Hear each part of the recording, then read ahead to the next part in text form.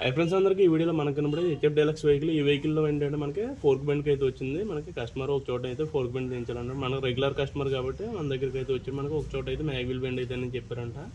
చూసారు కదా, దీనికి ప్రాబ్లం అన్నది చూస్తే మనకి ఫోర్క్ బెండ్ కాదు, మ్యాగ్విల్ బెండ్ కాదు. మనకి ఇక్కడ మ్యాగ్విల్ అన్నది ఇక్కడ ఏలు అయితే పెట్టి చెక్ చేస్తున్నాను. చాలా ప్రాపర్గా అయితే ఉంది.